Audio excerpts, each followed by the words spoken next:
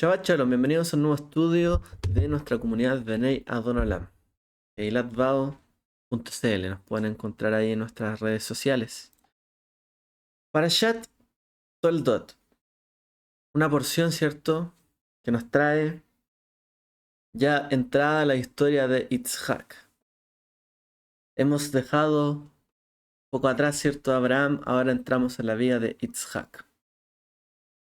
Yitzhak, esta porción no parte sí cuando Yitzhak nace, sino cuando Yitzhak ya tenía prácticamente 40 años.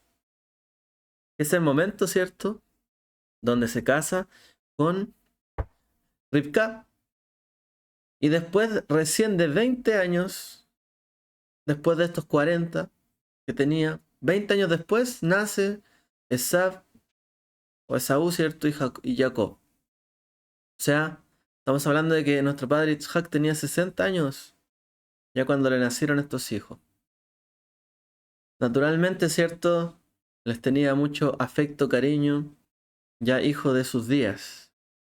La parashá pasa, ¿cierto?, del nacimiento desde el nacimiento de estos pequeños, ¿ciertos?, gemelos, hasta que Jacob compra los derechos de la primogenitura de su hermano Esav. ¿A qué edad? Según lo que dice, ¿cierto?, el Seder Olam, el orden este de la historia, el judaísmo, tenía 15 años. O sea, 15 años tenían Jacob con Esav cuando se disputaron, entre comillas, la primogenitura. Tenían 15 años ya. Ya sabían elegir, ¿no? Una edad similar a lo que sería la edad de Bar Mitzvah en el pueblo, ¿cierto?, judío. Ya tenían 15 años. Y ahí es cuando le vende la primogenitura. Ya fue prácticamente en su adolescencia. Una decisión quizás no de adulto, pero que les perseguiría, ¿no?, toda su vida. Más adelante, la parashá vuelve con la historia de Yitzhak y Rivka y la hambruna que hubo, que los obligó también a ir entre los filisteos, ir, cierto, más cercano del mar Mediterráneo. Ahí, tal cual, su padre Abraham, Yitzhak, tiene una confrontación moral con Abimelech, ¿cierto?, por los territorios, los campos, que eran muy buenos para tener animales. Entonces hubo disputa aquí. Luego nos sigue relatando que el éxito que tenía Yitzhak generó celos de sus vecinos Pelishtim. Ellos, ¿cierto?, tuvieron celos, envidia y riñas, ya que Yitzhak volvió a cavar los pozos de Abraham y lo que resultó, ¿cierto?, en un enfrentamiento por los derechos del agua. ¿De quién era el agua? Luego de esto, Yitzhak regresa, ¿cierto?, a Beersheba. Y el Eterno le da un sueño, donde le confirma a él y todo también su descendencia, el futuro de sus hijos. Le confirma, ¿cierto?, en un sueño. Luego, después de esto, precisamente se acerca el rey de los Pelishtim y su general a Yitzhak para ofrecerle un tratado de paz, un acuerdo de paz. Después, ¿cierto?, de que Yitzhak tiene este sueño, ¿no?, tan relevante. Más adelante, la Torah vuelve sobre la historia de Jacob y Esav y nos muestra, ¿cierto?, cómo Esav tomó, como se dice en el lenguaje de la Biblia, ¿no?, tomó por mujer a dos personas cuando él tenía 40 años. ¿Ya? Tomó a dos mujeres cananeas para esposa. Y esto trajo una decepción, ¿cierto?, de sus padres, Yitzhak y Rivka. Su padre, ¿cierto?, Yitzhak, se había casado también con Rivka a los 40 años. A la misma edad, Esab tomó dos mujeres, pero cananeas.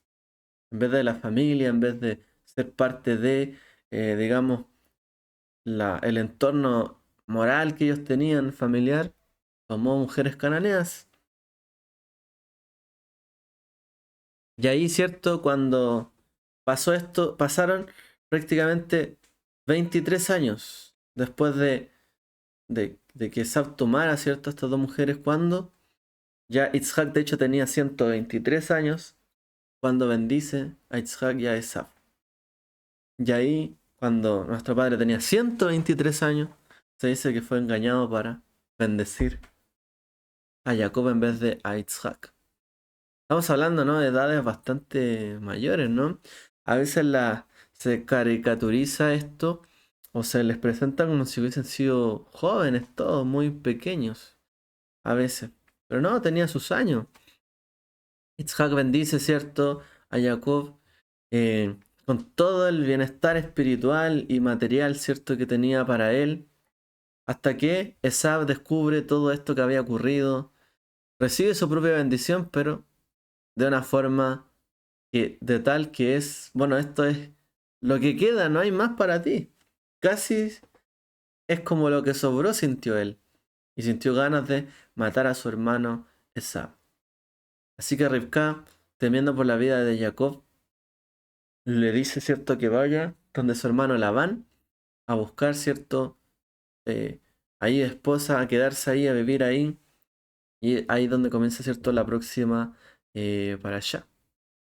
Así que ahí seguimos viendo la historia de los patriarcas. Historias, ¿cierto?, bastante movidas, motivadas por una y otra cosa. Finalmente hay mucha división, muchos problemas familiares, no se sabe, ¿cierto?, qué se va a hacer del futuro. Pasa un evento y cambia toda la historia. Es bastante duro, ¿cierto?, lo que está ocurriendo aquí.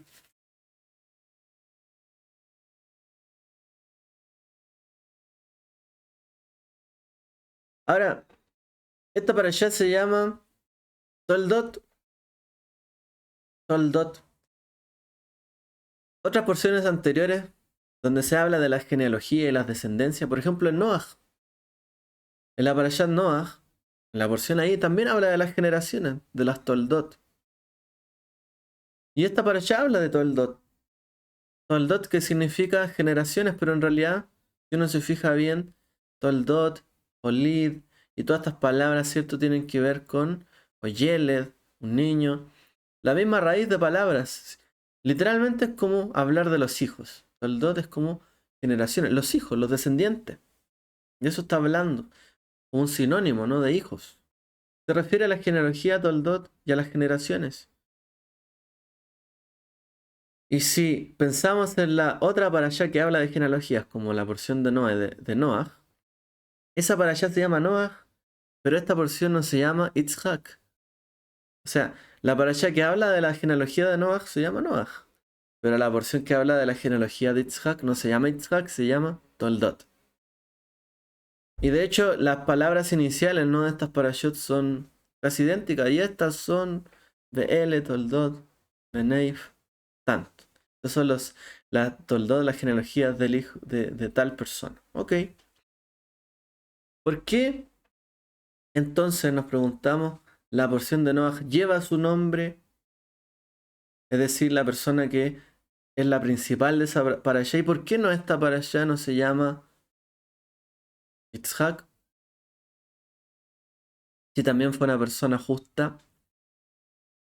Bueno, si pensamos en esa lógica, ¿no?, podría haberse llamado esta parashá Yitzhak. Entonces, ¿qué podemos pensar al respecto de esto? Bueno, dándole solamente una vuelta inicial a esto, pensemos, ¿cómo fue la vida de Noah y cómo terminó la vida de Noah? ¿Y cómo fue la vida de Yitzhak y cómo terminó la vida de Yitzhak? Bueno, si comparamos la vida de Noah y la vida de Yitzhak, Noah fue un sobreviviente, un superviviente del Mabul, el diluvio. De hecho, él sufrió, ¿cierto?, gran presión y tuvo una prueba muy difícil, de creer inclusive, pero permaneció y sobrevivió. Él y su familia, según nos relata, ¿cierto?, la escritura, en esa teba, en esa arca.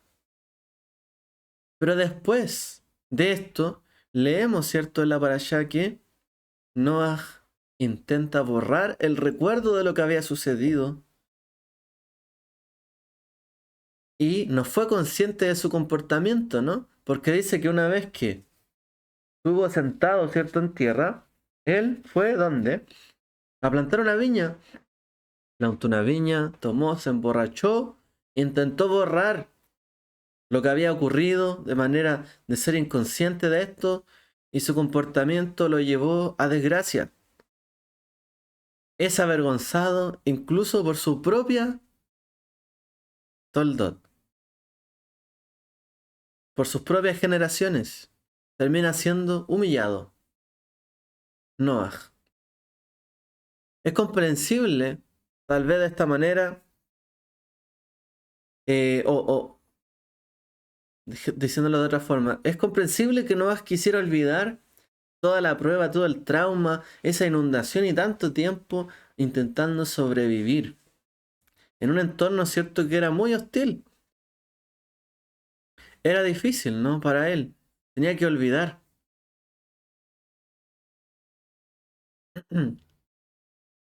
Entonces, todo lo que presenció era difícil. Uno podría decir, bueno, quiso beber, tomar vino y olvidarse de eso. Alegrarse, pasó las cosas. Pero en realidad intentó olvidar y su generación futura, tal vez, no, él no intentó traspasar lo que él había recibido a sus generaciones venideras. Simplemente lo quiso dejar ahí, enterrarlo. Y finalmente, incluso es humillado por uno de sus hijos. Pero él no intentó traspasar su experiencia con Dios, lo que había vivido, ¿cierto?, en el diluvio y en el llamado que Dios le había hecho a sus hijos. Intentó borrarse, borrar esos recuerdos, borrar el aprendizaje, borrar ese momento de lo que había recibido. No intentó traspasarlo a los demás, ¿cierto? En cambio, y bueno, de hecho, el resumen es eso. O sea, él quería olvidar su pasado y no transmitirlo a la generación que viniese después. Ahora, por eso la Torá llama a esta parashá Noah, porque finalmente habla de él, lo que él hizo, lo que él vivió, lo que él vivió con la Tebá, lo que él sufrió, lo que él perseveró como justo, pero no fue capaz de transmitir este mensaje a sus generaciones. No fue capaz de transmitir a sus hijos este camino de Dios.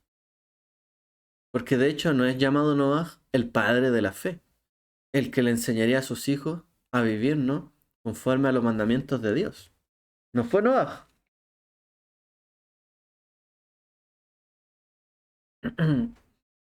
Entonces esa parashá se trata de él y de la justicia de Noah, su propia justicia.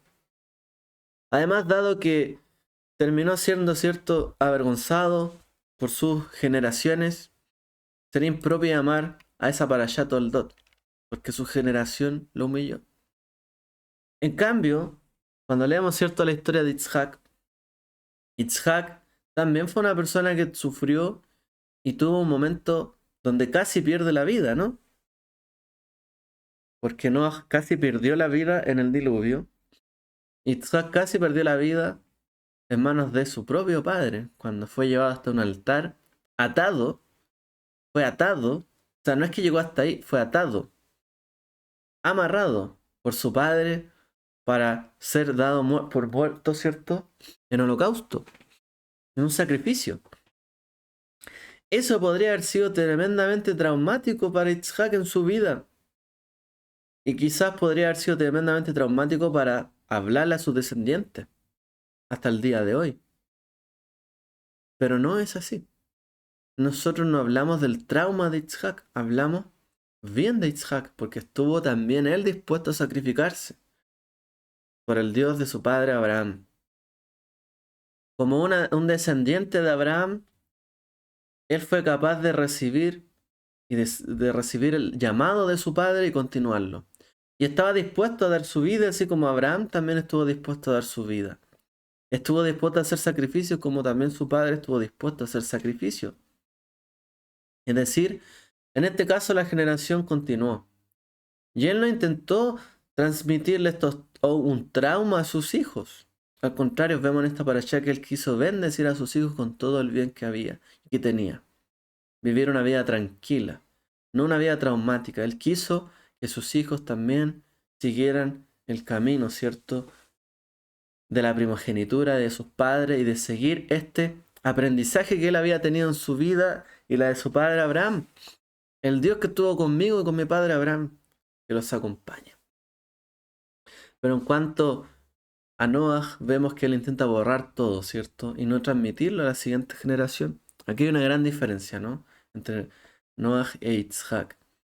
¿Y por qué Abraham es padre de la fe? Porque fue capaz de transmitir a sus hijos las enseñanzas, el aprendizaje, los mandamientos que él recibió de parte de Dios y transmitirlo a las Toldot. Esto es Toldot. Primer descendiente, ¿no?, de Abraham es capaz de llevar una generación hacia adelante. Aquí vemos una diferencia, ¿no?, y un aprendizaje. Vamos a la historia de Yitzhak, mejor dicho, de Jacob y Esav. Porque el momento también, ¿cierto?, que marca la diferencia en esta parashá es cuando se vende la primogenitura. Hay un momento ahí, ¿cierto?, un clímax. Porque de hecho, hablando de las generaciones, es precisamente en ese momento cuando la generación, ¿cierto?, de Yitzhak, que eran sus hijos Jacob y Esav, estaban ahí a punto de decidir quién quería seguir y quién quería tomar todo el legado de la generación anterior, de Yitzhak, de su padre. ¿Y quién iba a despreciar todo ese legado, ¿cierto? Esa descendencia de la cual provenían y todo lo que conllevaba. ¿Quién iba a apreciarlo y quién iba a despreciarla? Aquí vemos la generación ahí en juego. Esav, nos preguntamos, cuando vuelve del campo, ¿de verdad estaba a punto de morir de hambre? Si no hubiese comido algo, hubiese muerto. ¿Qué pasa con una persona cuando tiene hambre? Bueno, hace muchas cosas durante el día, tiene un hambre, podría llegar a tener un hambre súper fuerte si ha hecho muchas cosas, pero a lo más cae desmayado, despertará, habrá que alimentarlo un poco y vuelve a la vida. Pero es difícil que una persona se muera por un día sin comer, incluso si haya hecho muchas cosas. Es difícil que una persona se muera de hambre en esas condiciones. Obviamente hay que hidratarlo, darle de comer, si es que está muy complicado. Pero que alguien se muera de hambre por no comer un día es difícil de pensar. En realidad estaba desfalleciendo, ¿no? Porque sentía mucha hambre. Pero esa hambre que sentía no tiene que ver con que estuviera a punto de morir. Él estaba exagerando. En el fondo es esto. Tenía hambre, pero estaba exagerando. No era tanta hambre quizás para morir. Y Jacob deseaba que aprobara, ¿cierto? Poder tener la primogenitura para realizar a futuro, ¿cierto?, el camino de su padre, en habitar en tiendas, ¿cierto?, y caminar en el servicio a Dios. Él habitaba en tiendas, tenía otra forma de vivir y no de vivir en el campo, ¿cierto?, cazando, buscándose su propia vida. Él quería buscar la vida que Dios tenía para ofrecerle a él. Era una persona no busca vidas. Él quería buscar, sí, que no es que él quisiera buscarlo en cualquier cosa, o en lo que fuera fuerte y estuviera en sus posibilidades. ¿Cierto? Jacob habitaba en tienda y estaba esperando algo para él. Y sabía que había algo para él. Y ese asunto para él era la primogenitura. Por algo la pide, ¿no? Por algo la solicita. Jacob, ¿cierto? Obviamente entendió que asumir el papel de ser el primogénito y el sacerdote del hogar, por así decirlo, estaba lleno de complicaciones. Aunque era un gran honor, había muchas complicaciones, pero también tendría consecuencias. O sea, ser el primogénito y ser el que lleva, digamos, todo, el camino de Abraham, de Isaac y de sus padres, también habían, o sea, si seguimos el camino, nos va bien, pero si no seguimos el camino y lo recibimos, nos podría ir mal, incluso recibir castigo. Si los padres, el abuelo y su padre estuvieron tan decididos a seguir a Dios y aún así sufrieron tantas pruebas, guerras, batallas y momentos difíciles, lo que él estaba por asumir era algo complejo, difícil. Pero él estaba dispuesto a esto. El punto es, había un riesgo de asumir incluso la muerte si no se seguía el camino de Dios. Porque el camino de Dios es, me sigues y tienes un pacto. Y si quebrantas este pacto, como lo hizo Abraham, las partes, ¿cierto?, se comprometen a conducir este pacto, pero el que no quiera llevar el pacto tiene consecuencias, incluso consecuencia de muerte, un castigo, no seguir las reglas. Bueno, dice Rashi, al respecto de esto, Esaf pensaría, ¿merecer la muerte? ¿Para qué necesito esto? La primogénita es tuya con mucho gusto.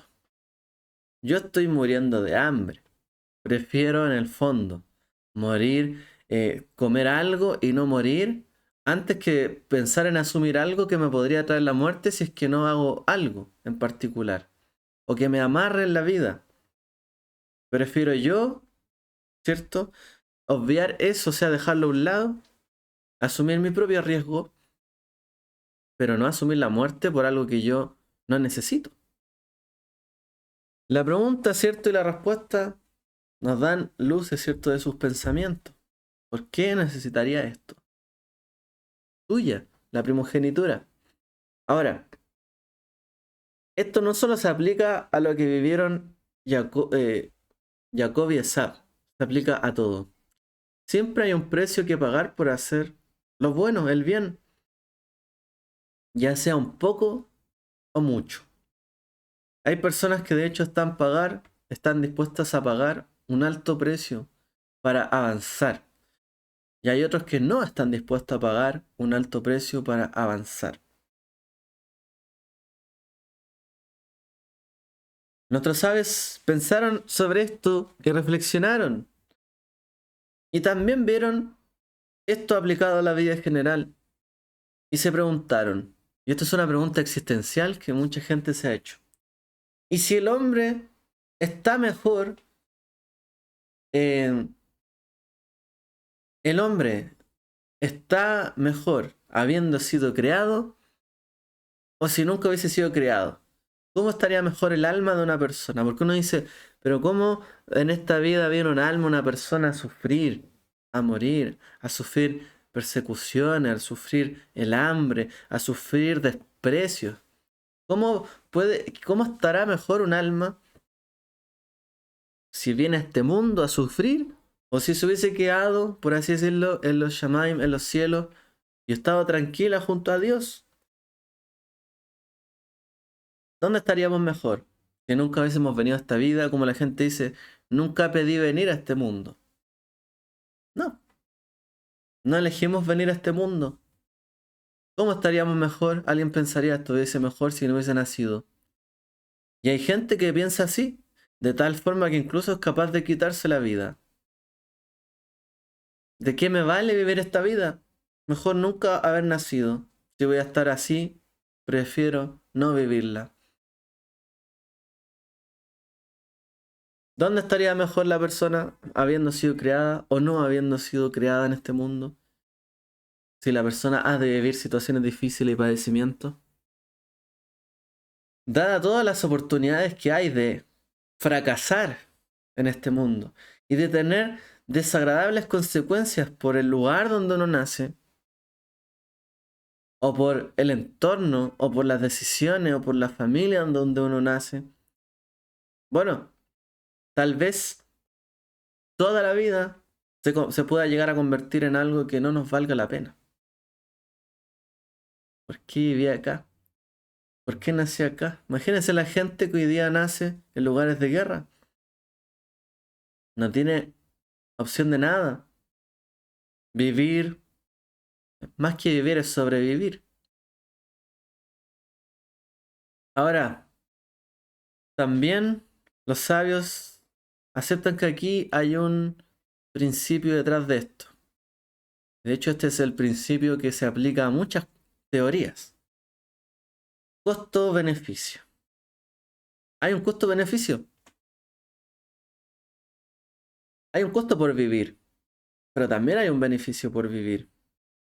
El hecho es que estamos acá y hay un costo y un beneficio. Hay que, o asumimos el costo para tener el beneficio, o no asumimos el costo para tener el beneficio. Y quizá hay gente que asume el costo y a veces no encuentra mucho beneficio. Pero bueno, esto no debería disuadir a las personas solo porque haya un costo-beneficio. Porque para muchos lo ideal que sería venir a este mundo. Dios, mándame este mundo, pero no me des sufrimiento. Solamente quiero el beneficio. Y hay gente que quiere seguir a Dios solo por el beneficio. Dios, dame bendición. Dios, te pido esta cosa. Te pido esto y esto otro. Pero la gente no está dispuesta muchas veces a asumir un costo. Porque la Torah es clara, ¿no? En decir, te bendeciré, te daré esto, esto y esto otro. Sí, guardas y cumples. Tienes que asumir un costo. Y yo te aseguro el beneficio. Pero hay gente que solo busca el beneficio.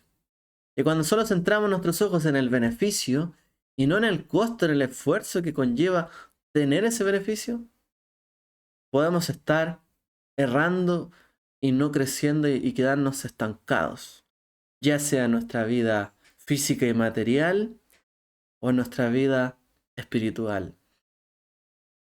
Hay que estar dispuesto a asumir de que en el momento en que pisamos este mundo hay costo-beneficio. Nadie eligió nacer, es cierto. Pero a nadie se le aseguró de que por nacer va a tener solo beneficios y que nunca va a tener ningún costo que asumir en este mundo. Todos, absolutamente todos, nacemos, digamos, con esta dualidad, un costo y un beneficio. ¿Estoy dispuesto a asumirlo o no? Jacob estaba dispuesto a asumir el costo y el beneficio, ¿cierto?, de tener la primogenitura. Pero en cambio Esab no estaba dispuesto a asumir el costo y despreció el costo de la primogenitura, pero quería solo el beneficio, y como le fue quitado el beneficio, estuvo dispuesto incluso a quitar la vida de su hermano. Nunca quiso asumir el costo, menospreció el costo. La clave está ahí, ¿cierto? Cuando uno menosprecia el costo, el esfuerzo, lo que conlleva el llegar a obtener un beneficio, pues no es digno del beneficio. Tan sencillo como eso. Cuando alguien no está dispuesto a asumir el costo que es vivir en esta vida, pues no es digno de la vida o de tener una vida. Y hay gente que siente que es tanto costo que entiende esta realidad que no es digno y no se siente digna de vivir, prefiere morir. Llega hasta ese extremo. Entonces, si no estamos dispuestos a asumir el costo, ¿por qué queremos solo el beneficio? Gran problema, ¿no?, de estos tiempos. La gente cree que todas las cosas muchas veces tienen que ser derechos adquiridos y asumidos y recibidos sin asumir ningún costo, ningún trabajo, ni sobrepasar todos los obstáculos para llegar a esto. Y el gran engaño está también en aquellos que tratan de vender esta idea como un crecimiento espiritual, que solo es beneficio y no hay ningún costo. Esto es falso. El pensamiento debe ser siempre que el logro por llegar a un lugar bien vale la pena asumir los riesgos que conlleva. Y ese es el camino de la Torah. Has de cumplir esto y esto otro. Has de asumir esto y esto otro. Porque vale la pena la meta. Incluso algunos están dispuestos a despreciar muchas otras cosas por, como decía Pablo, yo prefiero tener todo por basura, con tal de ganar al Mesías. Tengo claro lo que he de lograr y lo que he de ganar. Y tengo claro también lo que no quiero, que para llegar a eso tengo que apreciar mucho más este camino que otras cosas. La Haftará así habla, ¿no? Porque a Jacob amé y a Esab aborrecí, dice la escritura en el profeta. Por esto, él despreció el costo. Esab fue diferente porque no subestimó el logro. Él tampoco sobreestimó lo que había de lograr. O sea, no por vender, comprarle la primogenitura a su hermano, iba a hacer su vida color de rosas. Y no iba a tener ningún conflicto en ese beneficio y en esa bendición. Él no subestimó esto, sino que él asumió que valía la pena todo lo que iba a llegar a costar para llegar hasta aquello, a conseguir la bendición. Cuando la Torá dice que Esab mostró desprecio por la primogenitura, eso es lo que significa. Esab subestimó, ¿cierto?, lo que conllevaba esta primogenitura y sobreestimó lo que era el beneficio. Bueno, subvalorar también nuestra meta espiritual en la vida es la máxima expresión de desprecio. En base a esto, dice que Esab mostró desprecio por la primogenitura. Por lo tanto, subvalorar o no apreciar o despreciar el crecimiento que tenemos que tener o al que queremos llegar y alcanzar en nuestra vida es la máxima expresión de desprecio a la vida y al camino que Dios nos propone. Pensar que no vale la pena esforzarse un poco más, hacer algo más, trabajar algo más para obtener el beneficio espiritual que Dios nos promete y solo quedarse esperando que Dios lo haga por arte de magia, es despreciar el camino de Dios. Hay personas que buscan hacer las cosas un poco más cómodas para ellos, sin rechazar la vida de la Torá. Mucha gente que trata de acomodarse, ¿no? Un poco. Bueno, trato de ver las cosas cómodas sin asumir mucho costo. Tampoco rechazo todo lo de Dios, pero asumo un poco de acá, un poco de acá. Cosa de tener mi mayor estabilidad en este mundo. O sea, si por causa de seguir a Dios tengo que tomar una decisión difícil, a lo mejor no la tomo y no rechazo ni esto ni esto otro.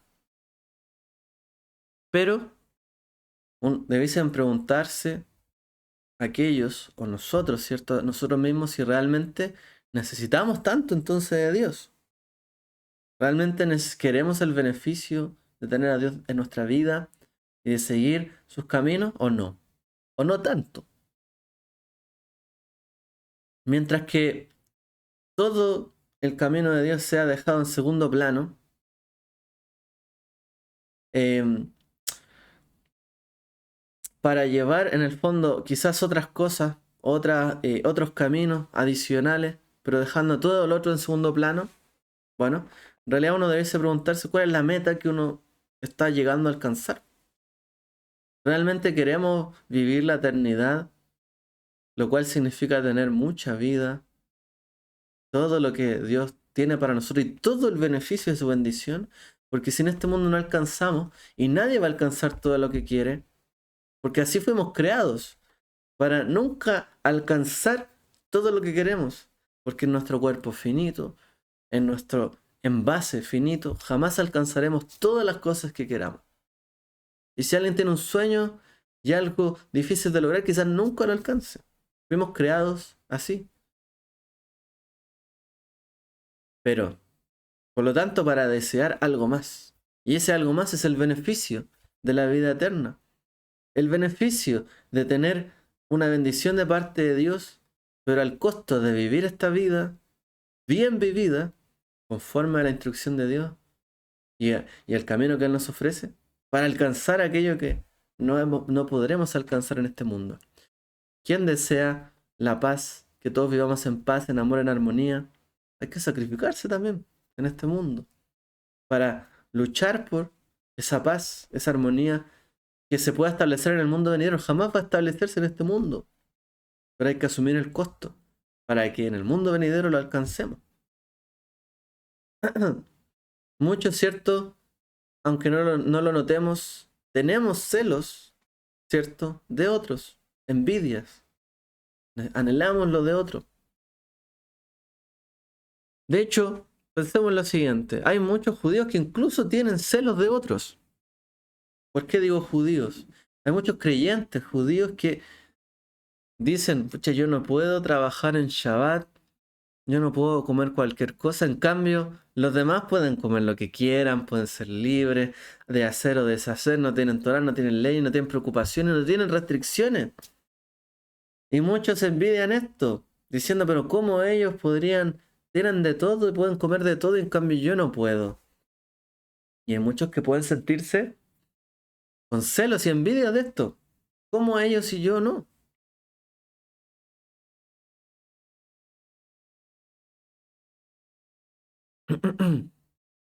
Si fuésemos como ellos, comeríamos lo que quisiéramos. Hiciéramos lo que queremos hacer cuando quisiéramos. No tendríamos restricciones. Pero eso es un engaño. Eso es un engaño. Solo queremos el beneficio entonces. No queremos el costo. El mismo engaño de siempre, de la voz interior. Pongámoslo desde otro punto de vista. Un animal, un caballo, come cuando quiere, corre cuando quiere, duerme cuando quiere, no trabaja si no quiere y no se preocupa ni de su ropa y no tiene ninguna preocupación. ¿Por qué entonces no tenemos envidia de un caballo, de un animal? Si comen lo que quieren. ¿No le suena un caballo? Un cerdo, chanchito. Come lo que quiere. Y nosotros a veces envidiamos a otros, podemos llegar a envidiarlos secretamente, pero ellos comen lo que quieren, aguardan el día que quieren, hacen o no hacen, no tienen una Torah que les prohíba hacer algo. También un cerdito puede comer lo que quiera, dormir cuando quiera, comer lo que pueda, hacer lo que quiera. ¿Tenemos envidia de un cerdo o de un caballo, de un animal? No, no tenemos envidia de ellos, porque sabemos que el placer, ¿cierto? De ser nosotros, de vivir, de tener una conciencia, de elegir y de razonar es mucho mayor y mucho más importante que eso.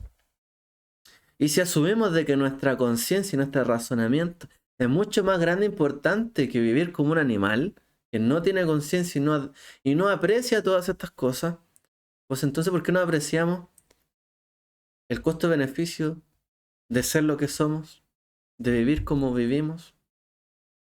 Claro, con gusto, algunos quizás cambiarían todo lo inconveniente y los problemas de vivir como seres humanos para vivir como un animal, de verdad. Pero ¿quién cambiaría los privilegios que tenemos por ser personas en este mundo y usar tecnología y hacer de esto y comer cada cosa y cocinarlo de una u otra forma? ¿Acaso los animales cocinan cosas tan ricas? Comen lo que hay ahí. No le echan condimentos, no hacen esto ni esto otro. ¿Usted cambiaría todos los placeres del mundo por vivir como un animal que no tiene preocupaciones? Claramente no pensamos así. Entonces, ¿por qué envidiaríamos también lo que otros no pueden hacer? Es porque no queremos asumir el costo. Y tenemos que asumir el costo. Fuimos creados para no contentarnos con menos de lo que podríamos ser. No estamos contentos porque sabemos que aún hay más. ¿Por qué no queremos ser como un animal? Porque sabemos que hay más que eso. Fuimos creados para y anhelar algo más allá. Pero si renunciamos a todo para no alcanzar aquello, nos frustramos. La única forma de anhelar y alcanzar algo más allá en este mundo es renunciar, ¿cierto? Em, a la dejación, ese aburrimiento, esa envidia y ponernos a trabajar. Y no renunciar a la oportunidad de alcanzar aquellos logros y lo que anhelamos. Y no ser a una persona promedio ni mediocre. para no ser como un animal, ¿no? Bueno, Esav despreció la primogenitura. Él vio que implicaba demasiados problemas. ¿Para qué quiero yo eso? Pero Jacob dijo, yo quiero la primogenitura. Y quiero las pruebas que vivieron mis padres, los obstáculos que vivieron, porque lo que alcanzaron todavía es mucho mejor. Pero él quiso asumir ese costo, peleó con Dios, tuvo problemas con él, pero asumió el costo hasta el final de sus días. Y sus ojos vieron nuevamente los hijos de Jacob, para adelantarnos, también otra descendencia. Y sus ojos vieron también a sus nietos, de su hijo amado, finalmente. Y vio descendencia, y vio prosperidad, y vio el bien de Dios para su vida. Eso es lo que tenemos que buscar. Asumir el costo. No hay ninguna cosa que vamos a alcanzar sin asumir el costo. No nos autoengañemos. Si queremos vivir como Dios nos mandó a vivir, y al queremos alcanzar lo que Dios nos prometió, hay que esforzarse. Ese es el camino de la Torá y de nuestros patriarcas. Bueno, familia, que el Eterno les bendiga a todos. Shabbat Shalom.